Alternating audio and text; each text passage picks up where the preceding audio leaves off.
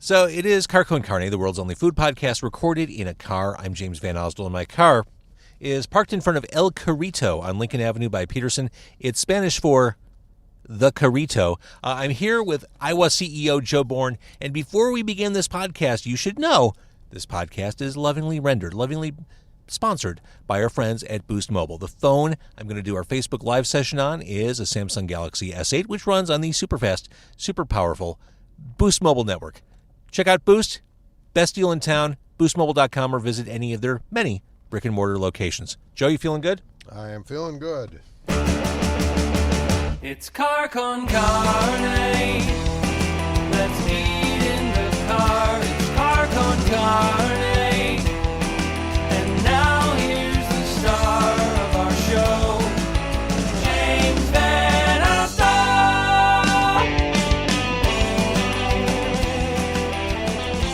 All right, so we are here in front of El Carrito, which is right on the northernmost tip of Chicago.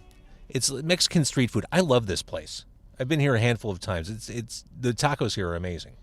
Yeah, it's a great place, and my fiance, who is half Mexican, says it's very authentic, and she lived in Mexico City for some years, so she ought to know. Yes. Well, see, and that's the thing, too. I've mentioned this before on the podcast. There are so many taquerias and places to buy tacos in Chicago. Sometimes I have a hard time knowing what's credible, what's not, what's good. And I think one of the hallmarks is a place that makes their own tortillas, which they do here. Oh, interesting. Okay. Well, I did not know that. All right, so a little bit of history. Joe Bourne, the CEO of AIWA, is someone who I've known for literal decades. We went to high school together. Yes. And you were always an interesting, fascinating, creative dude. When you finished college, you went full bore into a world of invention and entrepreneurship. And before we get into AIWA, let's talk about the 90s. You wrapped up college and you invented what? The Skip Doctor, yeah, CD and DVD repair device. It had a little crank, and you'd fix your scuffed CDs and DVDs and CD-ROMs. Remember those? All those optical disc. I played Myst back in the day. Right, right. Hopefully, you had some scratched ones, and we help you. So, I mean, the idea of inventing something is identifying a need or a problem that needs fixing, and you, as a consumer of music and movies, realize, yeah, this is a legit problem. Yeah, it had. In fact, at the time, I was probably a junior, senior in college, and I had a roommate who had a scratch disc, and they were pretty common. A lot of us had it, and I somehow knew. I mean, it was kind of a tinkering engineering mentality that, I knew they were made of polycarbonate. I knew the basic, I don't know, the way that geeky engineers always kind of do. There's just a natural curiosity, and this is, before the internet. But I knew that, and I also knew that we were buffing stuff. I was working at a body shop, and I knew we were buffing polycarbonate paints with some of the equipment they had there. So I just thought, hey, is that polycarbonate the same? Can I use the same equipment and buff out a scratch? And so I did. I took his disc, I took it to the body shop, and I buffed out the scratch, and that was sort of the start of that journey. See, I'm always fascinated by entrepreneurship and that taking an idea and making it a reality, because the steps along the way, I think, are prohibitive to most people, from the raising capital to make it happen to the commitment to making it a real thing, the time commitment, the living it 24/7. Yeah, I mean, it's a combination of a lot of things. I think it really did start with, my dad was so supportive, and, he was like, look, a generation ago I would have told you, get a job at a big company, and, but now the loyalty's all gone. I mean, he was very prescient. He was an entrepreneur himself, and he's like, you might as well give it hell on your own. And, they weren't wealthy people. We had a little bit of a cushion. He said, you've always got a place to come home. And there was, most of all, it was kind of this emotional safety net, like, hey, it's okay to fail. And he was very genuine about that. And so that sort of gave you like, hey, why not give it hell? And I definitely had the kind of, invention, creative side. I mean, I definitely see things, for better or for worse, and there's both, as they should be rather than, often as they are. And so, you kind of hold that in your head, and you have a certain mix of optimism combined with realism, and you one foot in front of another. I mean, a lot of the optimism is a big help. It's a two-edged sword. But I mean, I did that experiment with my roommate's CD, and at the time I probably, was 20 years old or something, I probably would have told you, I'm 80% of the way here. We got to build a machine, or I don't know what I would have said exactly, but whatever it was, I was 1/10 of 1% of the way, and I certainly would have never dreamed that. And had I known, I wouldn't have done it. So it's part of that naivete that kind of drives you forward. There's a quote I've looked for many times that it came from Edison or someone. They're like, if we weren't so young and naive and stupid, we never would have done half the things we would have done. We would have known better. And I definitely feel that was, true of me, certainly at the early stages. And it you gain a lot of experience along the way, but you also you offset as you lose some of that bright-eyed naivete. You need kind of younger, more naive, bright-eyed people to kind of build that back and say, why not? We can do it when you kind of know too much of what can happen. So not only are we in front of El Carrito, we're also in front of Foremost Liquors on Lincoln Avenue. Everyone's leaving there so happy. Lots of smiles walking out of the Foremost tonight here on Taco Tuesday as we record this. This was a place, I don't know if you know this or it's appropriate to say this, but this Foremost has been here for, since we were in high years. School, yeah. Yeah, we used to camp out here and get beers from this place. This was how we spent many of our Friday nights in the summer, and then we'd stick the beer that we procured in a bush and drank warm beers on Saturdays. See, I remember striking out at Foremost a lot. My go-to, and this is completely inappropriate, and I hope our children don't listen to this. My go-to when I was in high school was a place on Devon Avenue. It was like 2 or 3 blocks west of Ridge. It was called Old City Grocery. Okay, I don't remember that place, but I guess that was more of, I don't know, maybe senior year we would go there and we'd buy Black Label beer. Okay. Because it was the cheapest. Right. I mean, we weren't really connoisseurs. I mean, I remember every now and then someone would bring back a 6-pack of Michelob and they were living high. Like, oh man, you really went to the wall today. You got Michelob, we're drinking Black Label. Right, yeah. Well, that's true. Well, we should bust open some tacos as we talk. What did you get, barbacoa? I did. And you got the hot. Did she say the red was the hot? I think that's what she said. The green was medium. Right, and you're wearing a pressed white shirt, an AIWA shirt no less. Yes. So I'm going to urge caution as you do this. I got fish tacos, which should become obvious as I open this, right? This looks more like you. But yeah, I come here as often as I can. They also have a good horchata. I love a good horchata. Oh yeah, I've got... Yeah, this smells fishy to me. Okay. Are you sure? I don't know. They're all carefully hidden. Oh no, I guess, no, you're right. Trade. And mine has like pineapple and slaw, and it just looks all kinds of delicious. And I'm going to try to put salsa on this. We already know how this story ends. Right. So what do you remember? I mean, before we talk about your business and your products, what do you remember most about high school? I guess, what do you remember about me? Boy, this is a terrible, but I remember you and I, hopefully this is not as almost in your minds as mine, we were screwing around. We were like after gym in the locker room, and we were like play fighting, and then I like connected with your chin. Oh my God, I remember that. But it was terrible, and you're like, oh my God. I mean, it wasn't like you got knocked down, but you definitely connected. Totally unintentionally. You're like, hey, you just punched me, and I felt terrible. I felt terrible for I had forgotten years, about that. I'm terribly sorry about Remember that. And let's be clear, Joe is a fit dude. He packed something behind that punch. Well, it wasn't. I mean, you weren't knocked over. I mean, thank God it wasn't like there was no damage, but it was enough for you to like rub your jaw and be like, what the hell, man? Okay, an unusual go-to for your first memory. Yeah, some of that one's good. That's all.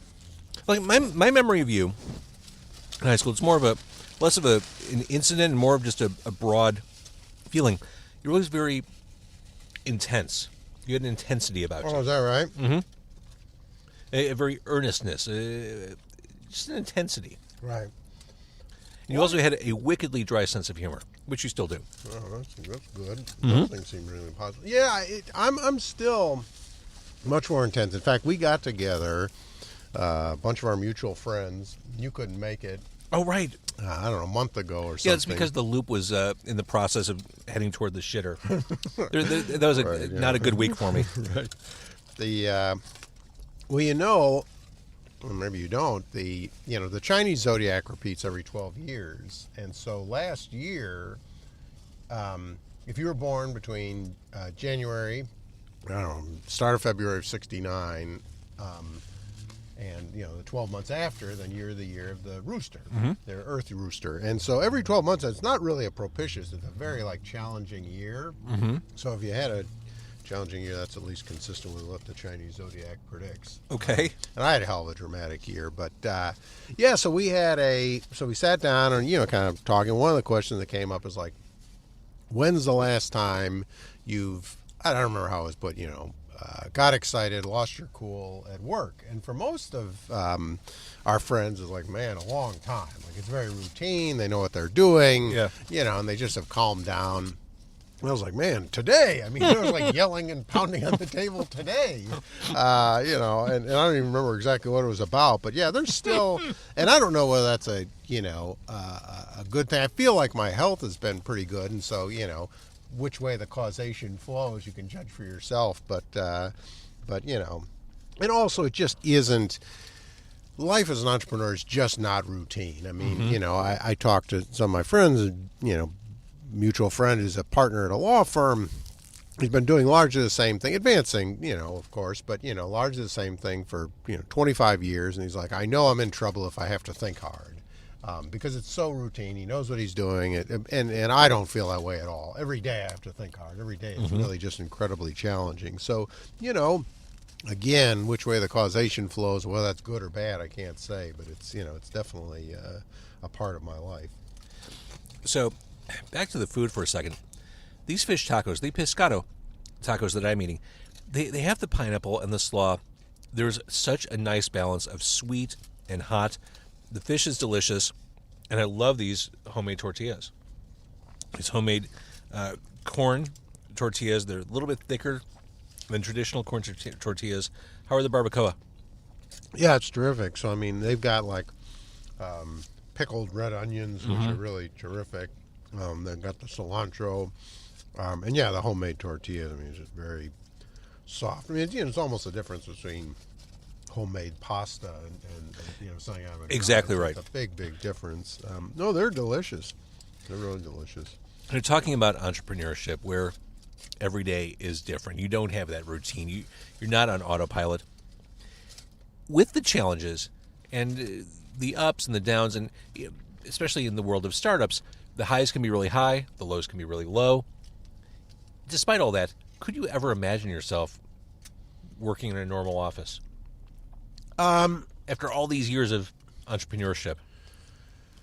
Yeah, it's a great question. I mean, look, I've just got to try it at some point, and hopefully it's through an acquisition or something else. But man, I mean, this is a whole part of what a big cross section of the population does, and I have no understanding of it. Seriously, well, from reading Dilbert cartoons, I can guess. It's not far off. It's not far off. Well, it may well be, and everyone, broad consensus is you will hate it, you will not. Now, I can imagine that because it's the one thing I can say is as frustrating, and difficult as it's been, in my career, to a reasonable approximation, I haven't had a moment of make work, and I haven't had really boredom, and those two things are they don't feel like much consolation when you're just feel like you're getting it from all angles, and during one of those lows, of which there are a lot. But by the same token, I start getting into a place where I'm filling out TPS forms, and 80% of my day is make work. And I'll tell you a story I was looking at during one of the lows. I was talking to one of my friends, and she's a longtime marketing consultant. She's like, I think you should try the marketing consulting, not marketing consulting, but consulting, freelance work.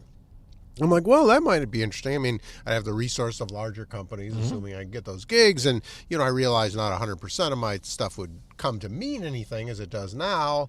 But, there'd be more. And she's like, not 100%, like none to a good approximation. That was a very sobering moment. It's like, well, I don't know if I could do that. Like, she's just like, our fulfillment comes from our building our consulting business, not any of the individual projects, of which virtually none come to any fruition. Like, that would really be hard to, like, feel like I'm just, grinding through it for no impact. So I don't know. I mean, but it would, I think it would be tough. And I think that, the thrill of getting a regular paycheck I don't have to worry about would, probably wear off, pretty quickly when, in lieu of just, not feeling like I was accomplishing much and not having the upside of my own work. And it's it's hard to imagine I would, ride it out there, but, All right, so what I want to do, since we both finished eating, I want to talk about AIWA. I want you to demo AIWA products here in the car, but to do that, I'm going to start the Facebook Live. You cool with this? Sure. All right. I need like a phone book or something. So here it is. It's Car Con Carne, the live Facebook live stream, courtesy of Boost Mobile. That right there is Joe Bourne. He is the CEO of AIWA. He's also a longtime friend of mine. We went to high school together, and we've known each other for literal decades. And what you'll hear on carconcarne.com when this episode is published, some high school memories where we got beer when we were underage. But now I want to talk specifically about AIWA. Joe even brought some props, some audio-visual aids. Let's start with how you became CEO of AIWA, because when we were kids, AIWA was not run by the Bourne family. That's correct. It was not. My dad was an industrial filmmaker who probably couldn't tell you what AIWA was. Yeah. By the way, I was the CEO. I'm now the chairman and CTO. So we brought in a new CEO, which I'm very excited about bringing him on. It was one of the happiest days of my life. You'll always be CEO to me. All right. Thank you. That's I guess. In any case, so no, it's an interesting story, and it's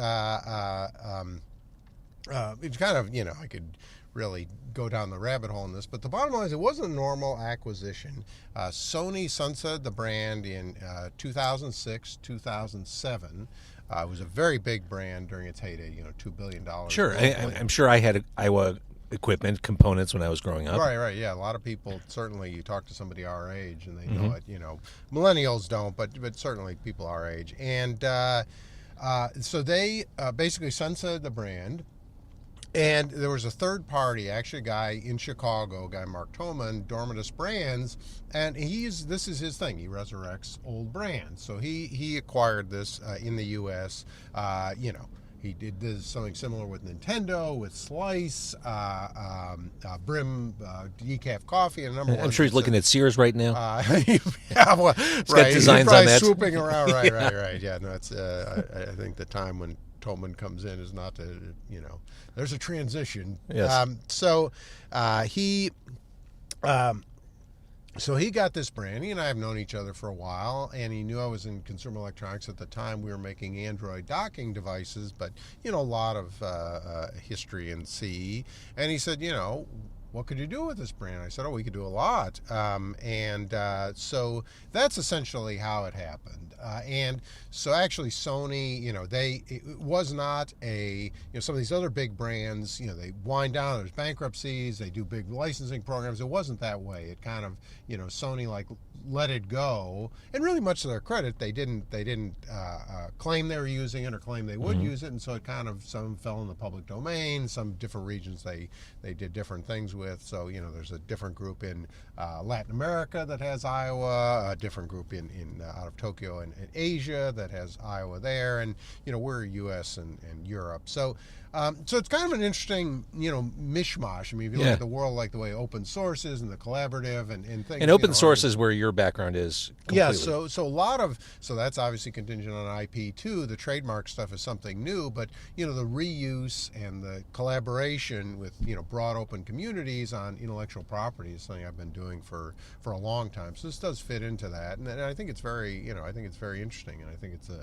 it turns out to be a very, kind of exciting way to do this, because you've got all these regional groups that are not licensees, their owners, and Right. the difference between owning a vehicle and renting it.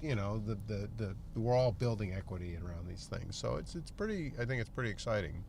And I'm trying to remember, going back to high school, did you have just a big, booming, kick-ass component system? Were you an audiophile as a kid? I don't know. I'd say I was an audiophile, but it was a different time, and this is part of what's kind of exciting too. And I remember, a mutual friend had a big bookshelf system with infinity speakers, and he did have an AIWA tape deck. Yeah. And so that was one of my kind of memories. We'd go over there and listen to Rush, or and Wait, hang on.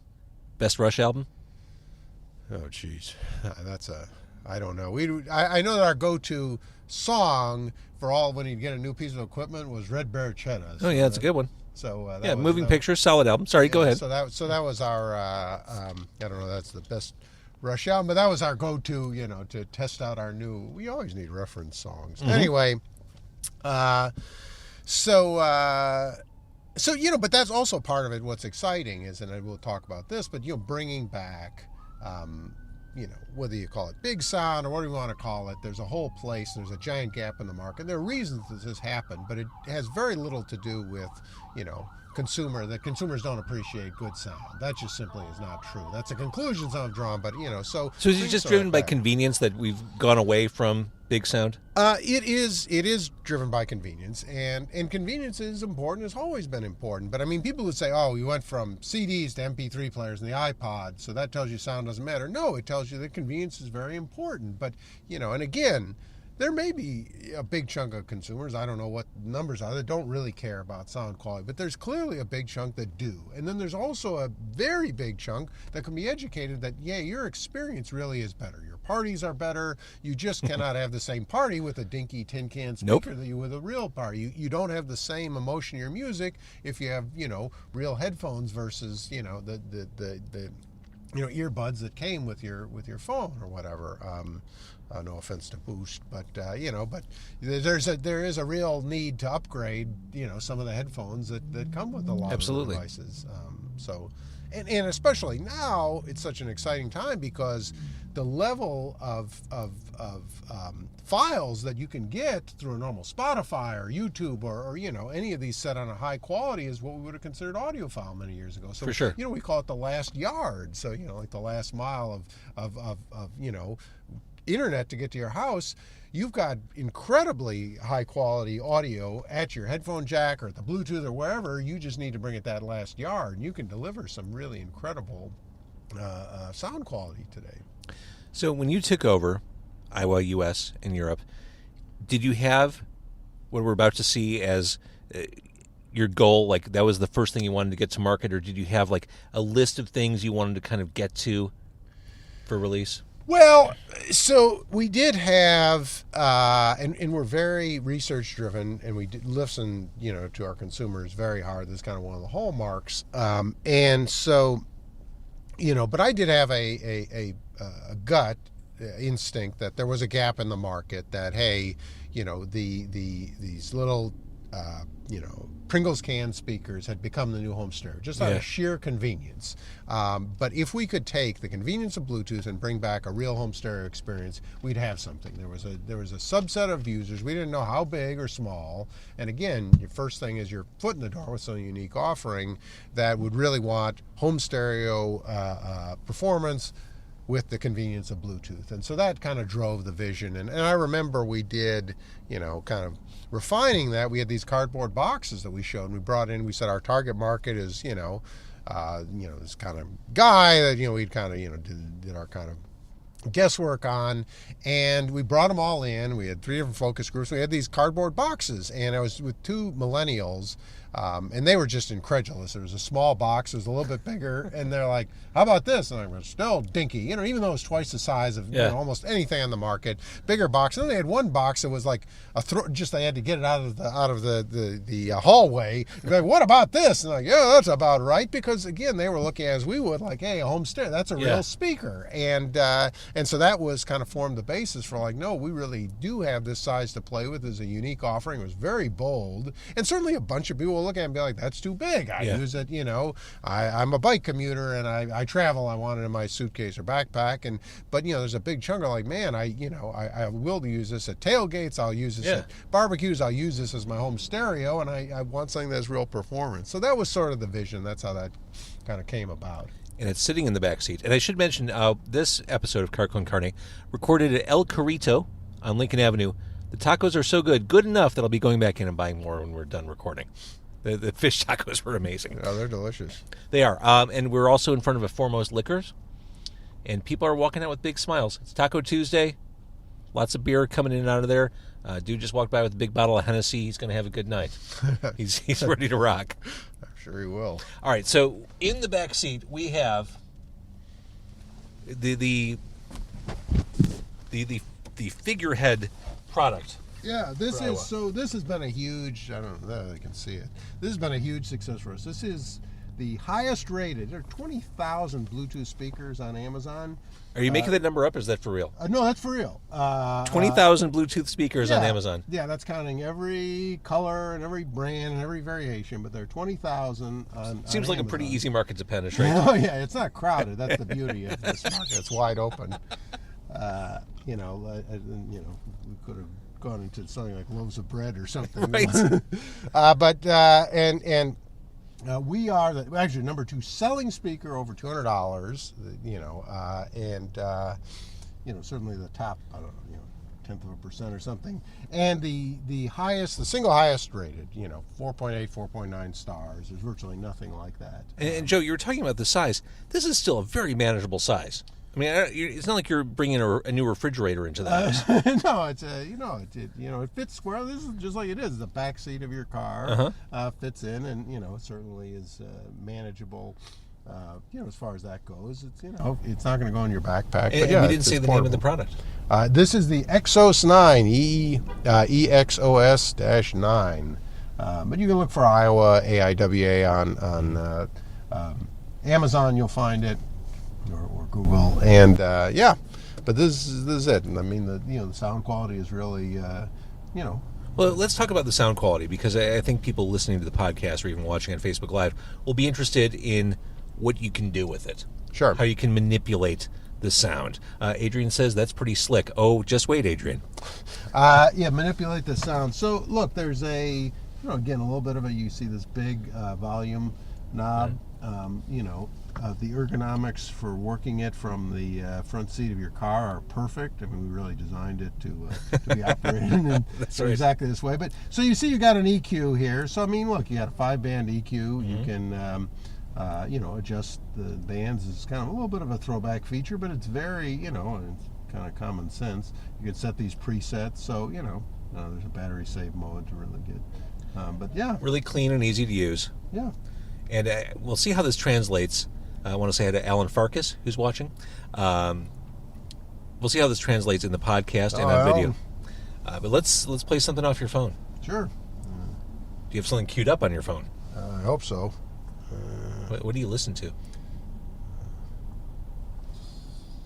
Looking at Spoon. Oh, now went to sleep. That's Joe's back. That's my back. Let me pair it here. So we're about to listen to the Exos-9 in a car as we're doing the Facebook Live, as we're doing the podcast.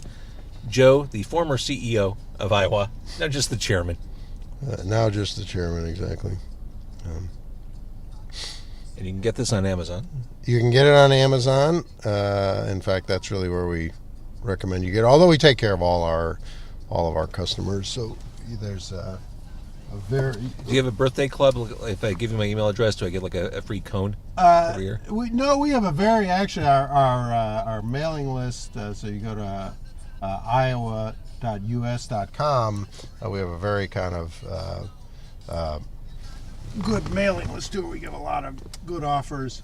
When Spoon doesn't play through the big speaker, kind of sounds like Billy Joel. You're right. You're right. For a second, I thought I was hearing Only the Good Die Young. There we go. Here we go.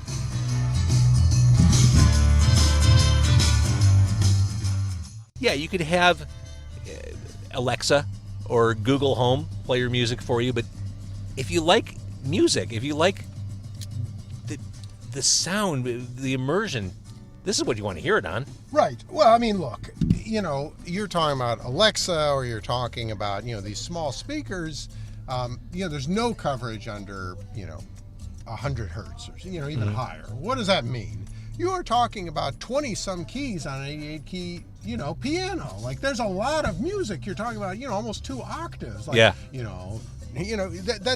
That's material. You can't just chop that off. And no matter how much you do with your digital signal processor and try and move that up so it's not totally silent, like, it's just not the same, So, I mean, that's something where we have a lot of passion. A lot of what we're doing, too, is really kind of hitting on that. This is not, audiophile, sniffing your wine as you swish it around. This is a material difference, Yeah. We're just bringing back some of the almost, common sense audio quality that really was important for entertaining and, just going beyond this baseline of, you could just hear the music, but, to where you can really enjoy it, experience it. So It sounds amazing. It's a cool looking.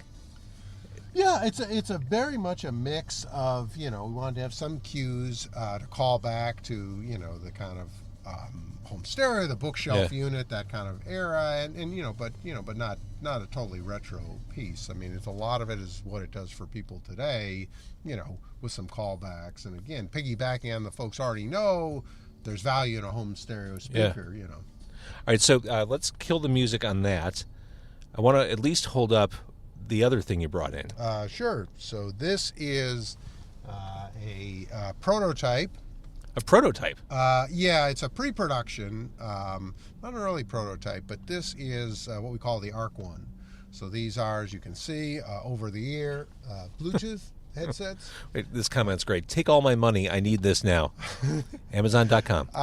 This one is not for sale yet, but sign up. Actually, for this one, if you want to get in, so to be the early folks, it's actually labs, labs.iowa.co, C-O. See, I thought that only sold dogs. That's why I didn't go on that site. Yes. So you can get your Labrador Retrievers, or you can get in on all of our early programs. So that's a very generous program. If you want to do beta testing, you want to be involved in the stuff, you want to know about it. We're very aggressive about facilitating kind of our early adopters. It's a very loyal group, and we take that very seriously. So, yeah, if you want to know about that, either one of the mailing list labs will be sooner. These are really something we're proud of. I mean, these are at the very highest level of quality, in the Bluetooth market, and they're going to be priced at $199. You're not cheap, but you really get, B&O, B&W, Sennheiser kind of level quality at a mainstream price. See, now, I'm wearing Sennheiser headphones right now. Right, so this is, we haven't gone head to head. Those are kind of strong references, but the Sennheiser wired, they're obviously famous for their sound quality, both wired and wireless. But you look at probably what's comparable to that. Sennheiser, you're talking about $400 or $500, and they're great. They're great headphones, but these are really the same way. So these have fiber reinforced cones with an actual dynamic surround, so they're like real speakers, not the usual kind of nylon, flimsy thing. You're gonna let me try this, right?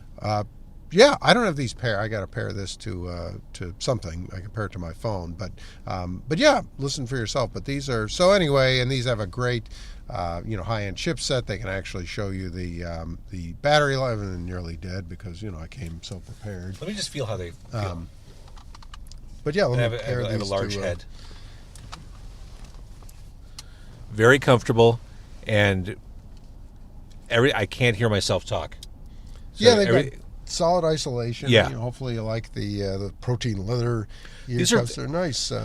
Yeah, after taking off the Sennheisers, these always feel very heavy on my head. These are not heavy at all. So Joe is finding something for me to listen to. I'm not too picky. Or are you just trying to pair it? I'm trying to pair it first, but... Oh, here we go. We're listening to Modest Mouse. Wow.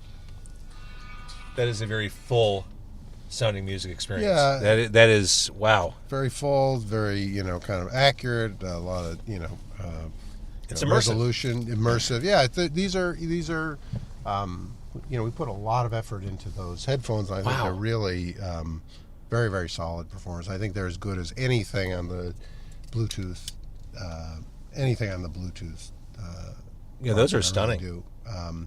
And again, a lot of what we do is, our internal code name for this is double the hardware. And what that means is, instead of going to retail, instead of having all this marketing kind of fluff and the extra stuff, we put twice the hardware into our components as our competitors. We sell, direct, quasi-direct through Amazon online and warehouse clubs, and that literally allows us to put double the bill of materials cost into all the hardware, and we do that in areas that matter. So again, it's not swishing around your wine in a glass, audiophile, listening in your quiet room. It's really material. It doesn't make a material difference. Can you sound it? Can you hear it and say wow? And that really is distinctly different from what I was using before. Listening to music is paramount to me. It's one of the most important things I do, personally, recreationally. I love the way that sounds, and I love the way that sounds. So, I mean, you're making products that music fans, in particular, I think would just adore. Yeah, I think music fans and the people, that's exactly the target. Music is important to me. I really care. I care about the emotion of the music, and I can hear the difference. And the music has more of an emotional pack by your equipment. That's what we really strive for. And I think these devices, we have in-ear earphones that do a similar function. Those are dual driver, but always the same goal. Can we achieve the technical benchmarks to deliver more emotion to your parties, to your listening experience, to you individually if you're listening with headphones or earphones. So that's the goal. I mean, and if it doesn't matter to someone who puts them on and loves music, I think you captured it beautifully, then we've failed. Yeah. And, and so far, I think we've been successful with that. All right, now before we wrap up, for the people watching on Facebook Live, you already told the story when we recorded the podcast, but what's the first memory you have of me in high school? I was really hoping you wouldn't ask this, but my first memory is that James and I were horsing around. We just got out of gym. We were getting in the locker room, and we were play fighting, and I connected with you right on the chin. Not hard, and you didn't get knocked down, but it was enough where you're like, hey, man, you hit me. What the hell's the matter with you? And I have felt terrible for 30-some years or whatever. But I'm glad we could work through it. I'm glad we could eat tacos and become friends again. Yes, it all comes back around. Don't you find, or maybe you don't find, I know as I age and as I mature, I let go of so much BS. I mean, grudges, bitterness, all that stuff. Life's too short. Don't care. And there's just so much going on that you just can't hold on to it. It's like it falls off the side of the plate. Exactly if I had right. the capacity to remain bitter and hold on to that, maybe I would. But that ship sailed long ago. All right, Joe Bourne, Iowa. Again, if people want to, and they should, get their hands on these products, Amazon, and then your website is? AIWA.us.com. Again, you can sign up for the mailing list there, or labs.iowa.co. It's not just dogs. It's not just dogs anymore. and sign up for those mailing lists. And connect with us, on Facebook as well. I'm there all the time, and so there's a lot of means. You go to one of those two sites and you'll get the whole picture. But we're very we participate in a lot of ongoing discussion and great products. So please do sign up for those mailing lists, and you'll get the free birthday sundae or whatever it is that we don't offer. But, birthday cone. The birthday cone, right? But they're genuinely good things. I swear. We won't, all right, this Exos-9 is badass. This is, if you live in an apartment, great way to really get to know the neighbors. If you live in a home, this is something you want to have just for your own musical immersion. It's awesome. Joe Bourne, I am so glad after decades we can still connect, hang out, and have fun in the liquor store parking lot. Absolutely. I don't think if you'd have told us 30-some years ago that, you and I would be back hanging out in the parking lot outside of Foremost, our 18-year-old selves would have been all that impressed. But we can promise them there's more to it. It's okay. I know if I had told my if I knew back then that I'd be doing a radio show in my car, nothing would make sense. Right? Yeah. Well, I mean, I was selling coffee cups out of my car the other day, so but there's more to it. There's clearly more to it. Saying to my 18-year-old self. So yeah. All right, Joe Bourne, thank you. Thank you. And thank you for watching on Facebook Live. This will be on carconcarne.com soon. So thank you again.